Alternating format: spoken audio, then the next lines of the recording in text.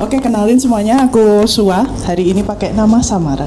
Oke, jadi gini ceritanya. Karena hari ini tuh kita tentang pekerjaan ya. Aku mau ngomong tentang hal yang lagi aku kembangin, yaitu New Life OS. Jadi OS itu operating system, sama kayak Windows, Macintosh, Linux. Ya, itu kan mereka operating system dari laptop, PC, kayak gitu-gitu kan. Nah, ini tuh tentang Life OS, yang dimana aku mencoba mengembangkan OS baru untuk diriku sendiri. Ya, selayaknya OS, dimana itu tuh untuk memproses sebuah ide, sebuah input, kayak gitu. Nah, untuk aku sendiri, OS ku yang lama nih, aku mau bagi tentang OS ku yang lama. OS ku yang lama itu ambis. Kalian bisa tahu cewek anak-anak kuliah yang ambis-ambis, ya itu aku banget dulu. Yang dimana kalau ngerjain tugas pertama sendiri, terus gurunya lupa ada tugas, aku ngomong ada tugas, kayak gitu. Nah, tapi itu kebawa sampai aku 5 tahun kerja. Nah, waktu di kerjaan aku cukup bangga dengan apa yang aku capai.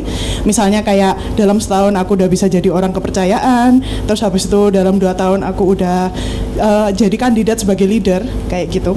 Hingga tahun terakhir nih, tahun kelima, dimana aku ngerasa burnout. Burnout ini itu ya balik lagi ya, kayak inputnya aja kayak gas gitu kan. Terus habis itu otomatis dari situ ada yang di trade off, yaitu waktu istirahat, waktu aku menghargai istirahat ya, hal-hal yang menyenangkan untukku itu tuh akhirnya hilang sampai di titik dimana aku nggak bisa buka laptop lagi. Padahal my whole life itu di laptop, karena aku juga anak IT, otomatis tiap hari aku di laptop itu 8 jam lebih pasti. Aku suka nge-game juga, jadi pasti nambah lagi. Tapi pada saat itu untuk buka aja aku ilfeel.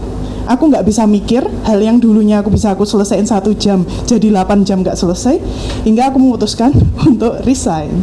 Nah, dari situ aku mikir nih, kayaknya OS ku yang lama itu udah nggak serve me anymore gitu.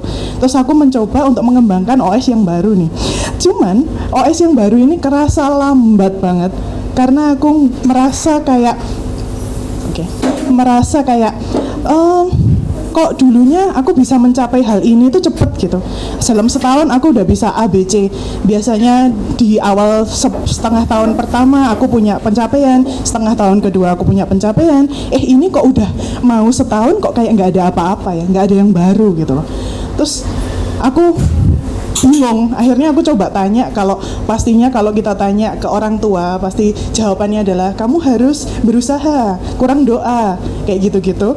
Dan dimana akhirnya aku pindah ke ChatGPT. Aku tahu ChatGPT itu banyak pro kontra, tapi aku memakai ini dengan penuh kesadaran. Dan ChatGPT bilang bahwa kamu jangan ngejar selesai, kamu ngejarlah istirahat.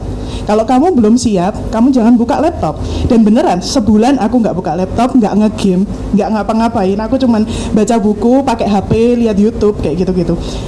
Dan akhirnya, aku ngira 1 bulan doang selesai gitu kan. Enggak guys, ternyata aku baru sembuh itu di bulan ke-9, dimana aku tuh tiba-tiba dapat ide bahwa aku kan suka bukuku banyak di rumah, dan aku kepikiran gimana caranya aku bisa milih buku pakai randomizer. Dan aku tahu cara bikinnya pakai coding gitu kan. Terus aku pagi itu bangun, langsung aku bikin catatannya, dan aku langsung coding di depan laptop itu sejam selesai. Sesuatu yang aku tunggu 9 bulan nggak bisa-bisa, akhirnya dalam 1 jam itu selesai, kayak gitu.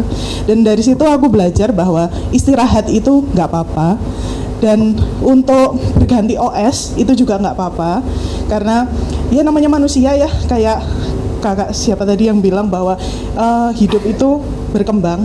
Kakak ya bilang ya, berkembang, komitmen juga akan berkembang. Jadi nggak apa-apa kalau misalnya kalian harus menentukan OS kalian yang baru berdasarkan kebutuhan kalian yang baru.